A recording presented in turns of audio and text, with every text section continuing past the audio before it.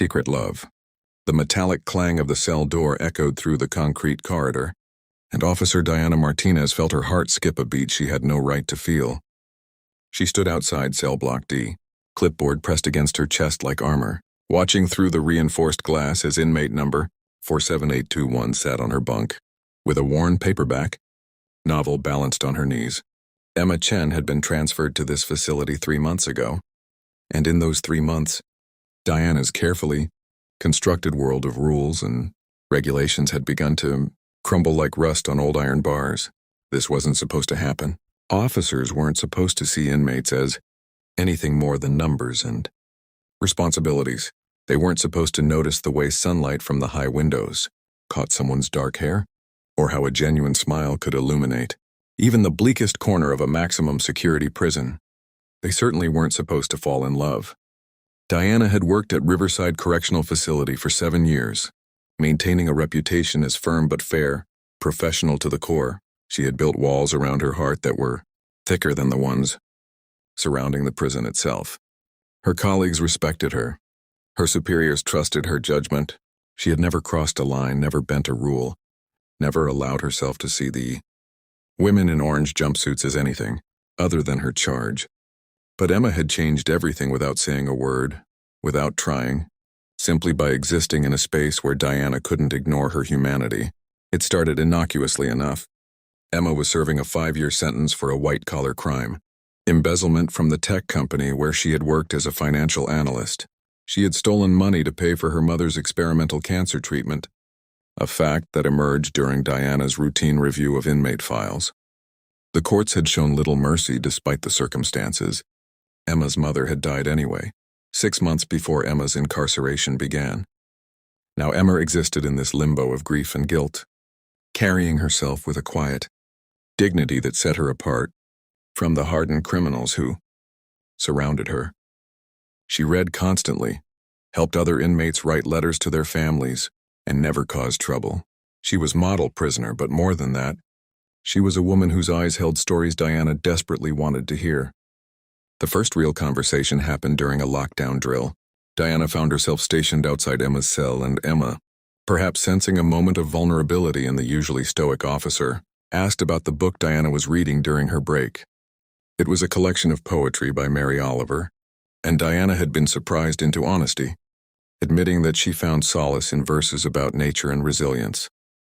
Emma's face had transformed with recognition and joy. She loved Mary Oliver too, had memorized entire poems during her months behind bars. They talked for 15 minutes about wild geese and the soft animal of the body, about finding beauty in unexpected places. When the drill ended and Diana walked away, she felt as though she had left a piece of herself in that cell.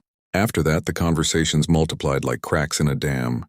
Brief exchanges during meal distribution, longer talks during evening rounds when the cell block quieted and Diana could linger for a few stolen moments. They discussed books and music, childhood memories and lost dreams.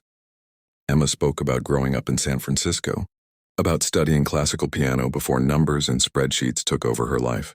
Diana shared stories about her grandmother in Puerto Rico, about learning to find strength after her father abandoned their family.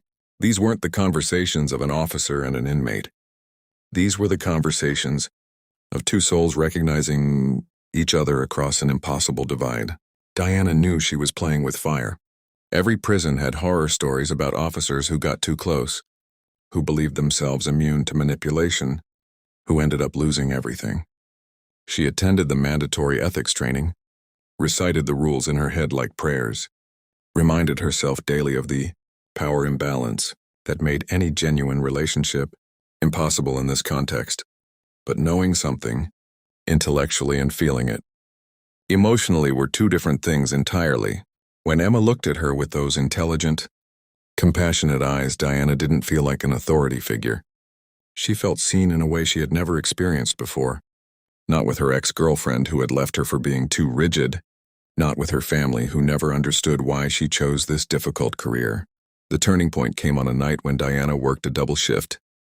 She was exhausted, running on coffee and determination, making her final rounds at 2 a.m. Most inmates were asleep, but Emma was awake, sitting on the floor of her cell with her back against the wall, tears streaming silently down her face. Diana stopped, should have kept walking, but instead found herself asking what was wrong. Emma looked up, surprised to be caught in this private moment of grief, and whispered that it was her mother's birthday. She would have been 62. Emma had been carrying this pain alone all day, unable to properly mourn in a place that allowed no real privacy for grief.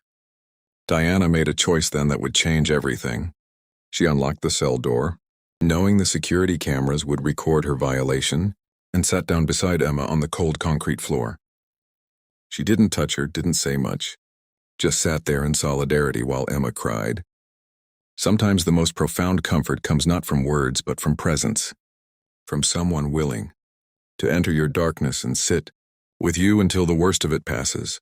They stayed like that for 20 minutes, two women separated by law and circumstance, but united in their shared understanding of loss and loneliness.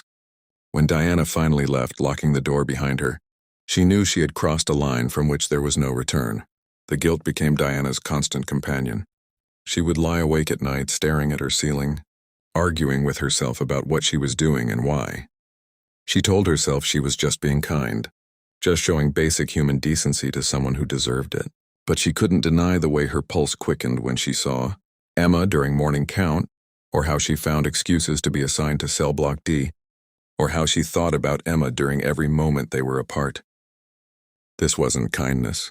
This was longing, deep and undeniable. Diana had been lonely for so long, had convinced herself that emotional isolation was the price of her profession. Now she was awake in ways that were both exhilarating and terrifying. Emma never pushed, never asked for special treatment, never tried to manipulate the situation to her advantage.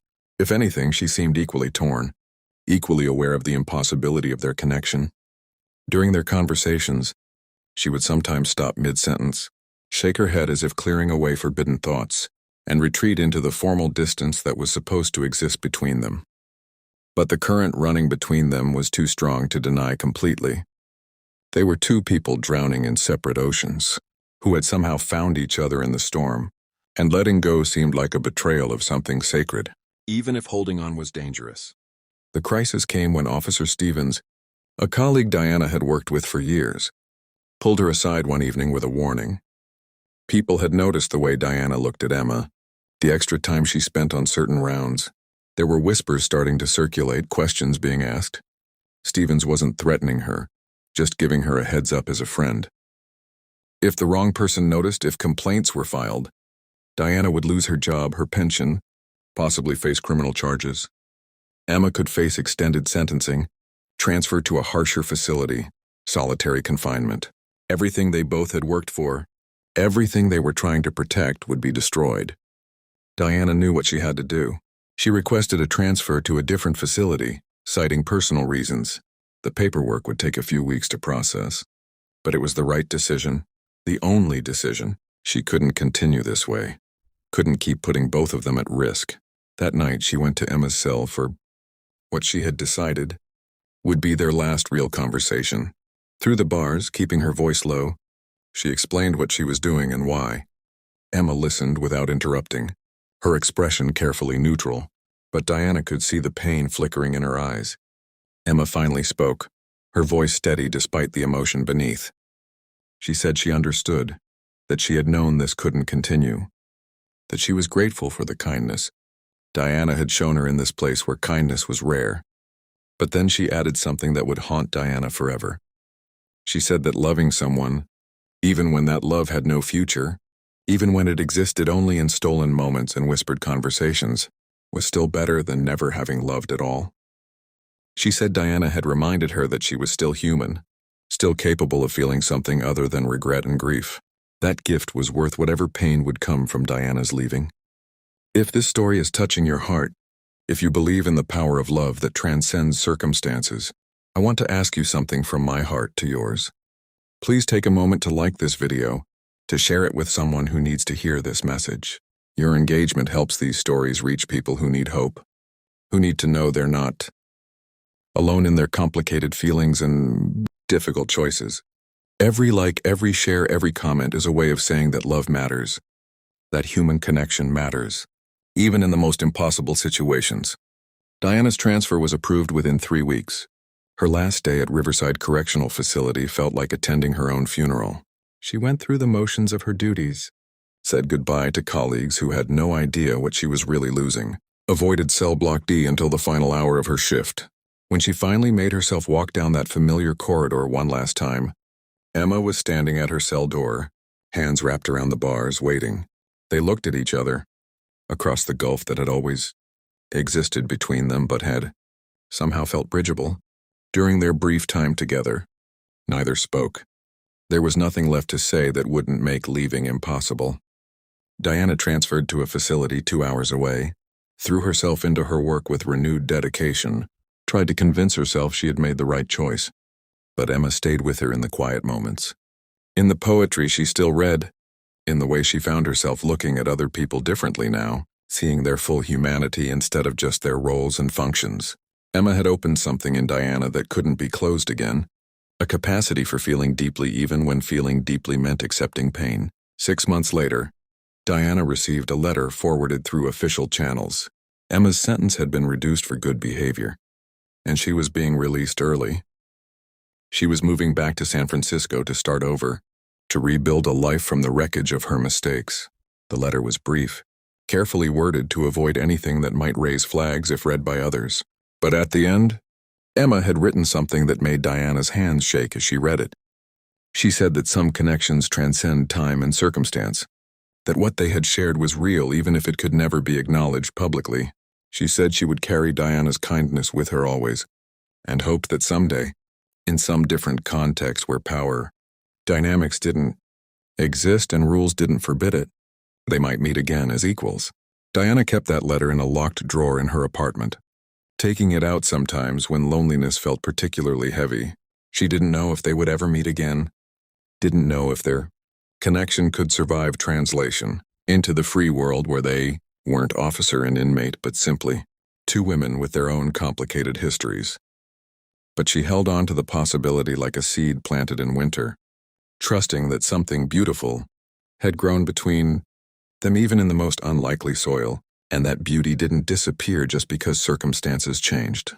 Before we close this story, I want to ask you to take a moment and leave a comment below. Tell me about a time when you felt a connection with someone that seemed impossible, or share what this story made you feel. Your words matter, and I read every single comment. This community is built on shared experiences and understanding, and your voice is part of that. The truth about forbidden love is that it doesn't teach us to stop loving. It teaches us about the complexity of morality, about how rules exist for good reasons but sometimes clash with our deepest human needs. Diana learned that she could follow regulations her entire career and still find herself in situations where right and wrong weren't clear-cut. She learned that acknowledging her feelings for Emma didn't make her a bad officer or a weak person. It made her human, capable of seeing beyond categories and classifications to the individual soul in front of her. Emma learned that she was more than her worst mistake, that she could still inspire love and respect despite being imprisoned, that her value as a person didn't diminish because of where she found herself. Years later, Diana would think about those 3 months as the period when she truly woke up to life. She had been sleepwalking through her days, protected by rules and distance, convinced that safety meant never allowing anyone too close. Emma had shattered that illusion, had shown her that real connection requires vulnerability, even when vulnerability comes with unbearable risk. Whether they ever met again didn't change the fundamental truth of what had passed between them. They had seen each other, really seen each other, in a place designed to reduce people to numbers and offenses. They had loved quietly and impossibly, and that love had transformed them both in ways that would ripple forward through all their remaining days. Sometimes the greatest loves are the ones that can never be, the ones that teach us who we are and what we're capable of feeling, the ones that break our hearts while simultaneously making us whole.